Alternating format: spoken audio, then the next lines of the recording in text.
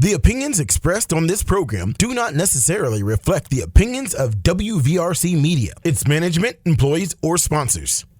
This is Overtime, a weekly moment of off-the-cuff commentary on everything from sports and politics to observations about everyday life from NFL All-Pro Carl Lee. Welcome to Overtime. Hello, ladies and gentlemen. This is Carl Lee, and this is our Overtime, and I have my two delegates still here with me, and we're going to talk a little bit about Marshall basketball and Coach Jackson, their new coach, who also, I guess, coached at West Virginia State and played at Marshall as well. So I'll take from the Huntington native. Yes, sir. Yes, sir. How does Huntington feel in this transition? Because it was a little touchy. You had a big name coach that kind of had to walk away. That seemed to be a little bit of a tough situation there. Yeah. So I will start off by saying, first and foremost, regardless of any social gas he might have made, addressing the first comment, I think Coach Huggins is a great basketball coach. But I also think no, he was talking about Huggins being hired. Is that who you were talking about? No, Jackson. Oh, okay. And then the coach that was D'Antoni. I thought you were referencing that people were upset that we didn't give Huggins a look. No. I'm sorry. Is that an issue though? It's not an issue, but I just heard every once in a while you see things on message boards. Well, let me just say this. I can't imagine. Yeah, I don't think I can't imagine him doing that. And a WVU coach that has that history. Oh, he was going to do that. You think so? What? Wow. Think about his departure in Morgantown. Well, he would love to have the opportunity to go to the other in-state school. I get it. I hear that. And to build them up and to say, look what I'm doing. I see that. Okay. But where I was going, I'm going to go ahead, but where I was going with that is, we passed on Huggins before. So if anybody was upset that we didn't give him an opportunity, they should have been upset years ago when we didn't give him the opportunity, because we would have had, I'm almost for certain we could have had Michael Beasley, Bill Walker, maybe even Patrick Patterson, O.J. Mack. We would have won a national championship in Huntington, for sure. Now, I like all my coaches, right? I'm a huge fan of Donnie Jones. All right. I thought he was super good for the program. Obviously, a Coach D'Antoni fan and some others. But I want to get the record straight. I had heard people like, oh, why didn't we look at Huggins? I saw a couple of memes. Well, you should have been mad back then, because he would have delivered a national championship if we had hired him back then. But I digress. I think that Corny is the right hire at the right time. I also think that it's a seamless transition because he's one of D'Antoni's guys. And so if there's any supporters in my city of Huntington of D'Antoni, well, then you get to double down for Corny. This is what Coach Dan wanted. Right. So I would find it hard to believe if there would be any waffling from any D'Antoni supporters to not support Corny. But from a basketball IQ-wise, very, very sharp. I think that he's going to run a tight ship and have some upgrades in recruiting. From a basketball standpoint, I think D'Antoni's a really good coach. Now, some people might disagree with me there, but I just think with Corny at the helm, and I'm sure he's going to have Adam Williams, who's a Kanawha County kid, help him do a lot of the heavy lifting with the recruiting. And I think it's just going to be really good. I really do. Is part of this too?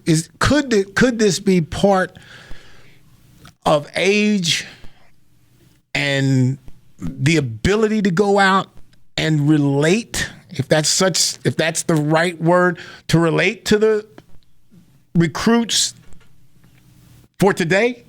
Is Coach Jackson, would he be better at that than D'Antoni would be at this point? I think he's going to take a different approach, and I think that's going to yield some high dividends. Yeah, I think it's a. You smiling like you know something. And I think it's a new way of recruiting now. I think going into high school kids living room and doing the whole sales pitch. That's not necessarily what's happening now. Like now you have to be a little bit more sophisticated where you're actually dipping in that transfer portal and you're finding those veterans and having the right mix of veteran and freshmen to sort of to get a good balance, like what Hurley's doing at UConn. So, and you said something earlier on the show before. You were talking about, building that structure, that chemistry is about keeping those same guys all together. But in this situation, you're saying he's going to have to go out and maybe get that group. I think, or is that group?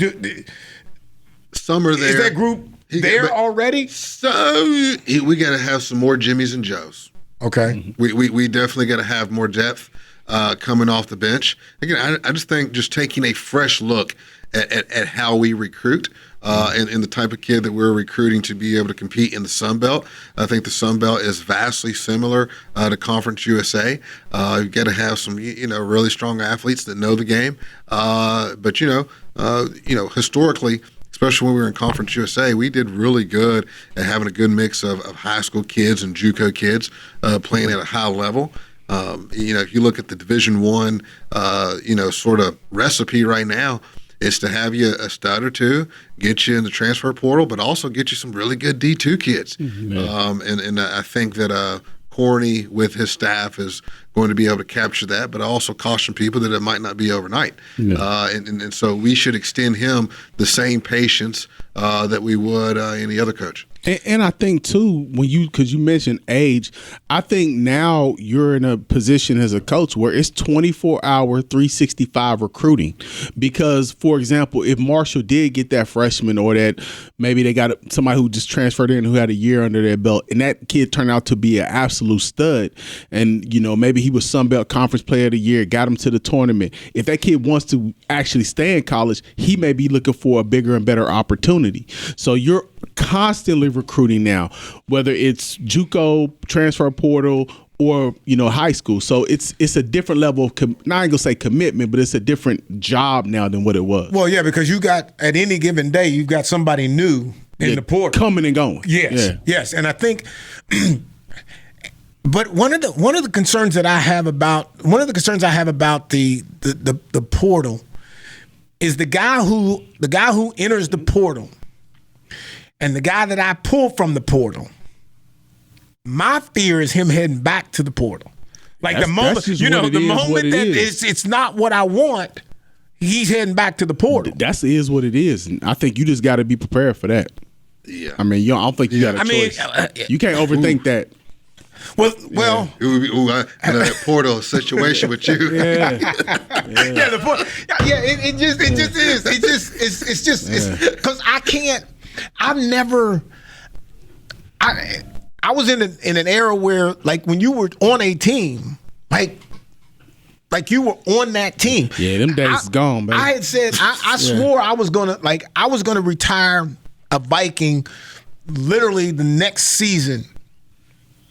Because I was only going to play one more season, and I was going to retire, and I was going to cool. I played my entire career for the Vikings, and I'm going to retire from it.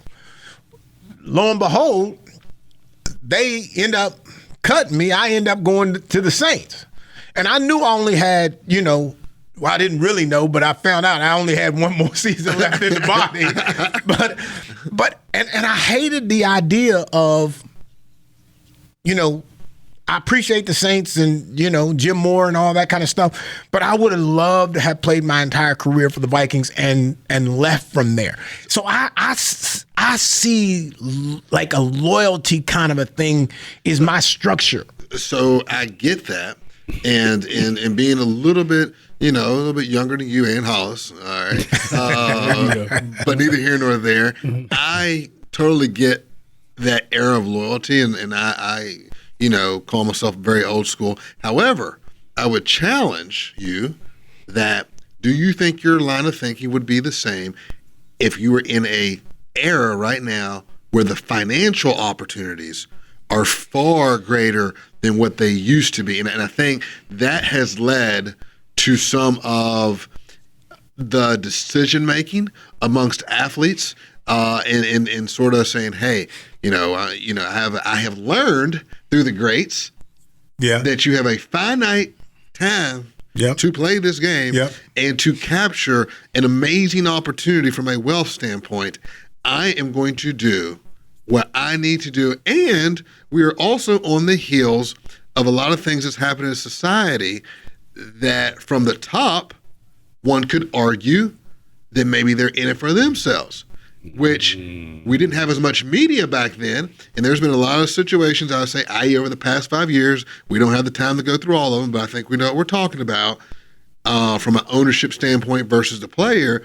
There might be a new, a little bit more education out there that, again, while I do want to be loyal, I do understand that this man that cuts my check is all about his bottom line. Yeah. So it might be sort of foolish of me to not at least recognize my bottom line and maybe another opportunity outside of a financial aspect that could lie somewhere else. You've hit the nail on the head. I mean, I was listening to some comments Nick Saban was saying, and I was totally disgusted by what he was saying, as though like these kids shouldn't be able to cash in on their NIL and their, athletic prowess. Because if we look at the transfer portal, you look at NIL, you look at the problems, particularly with the men's side of college athletics, football, basketball specifically, this was done by the NCAA. Mm-hmm. They could have handled this. I mean, it's 2024 now. So prior to NIL, if you're talking, I would say 5 years ago, if you'd have gave these kids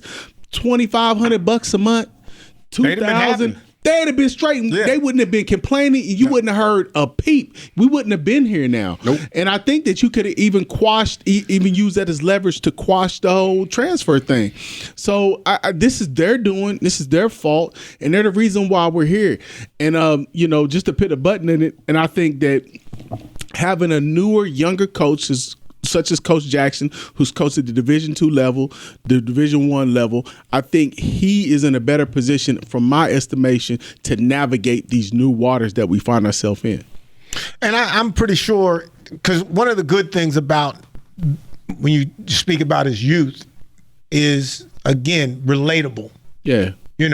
And again, one of the reasons why, and I'll close on it here, one of the reasons why I could never really see myself really ever coaching again is simply because the reality of what I know, how that works, doesn't apply. Nah, Coach, you just got to have Hollis on your staff. We got you.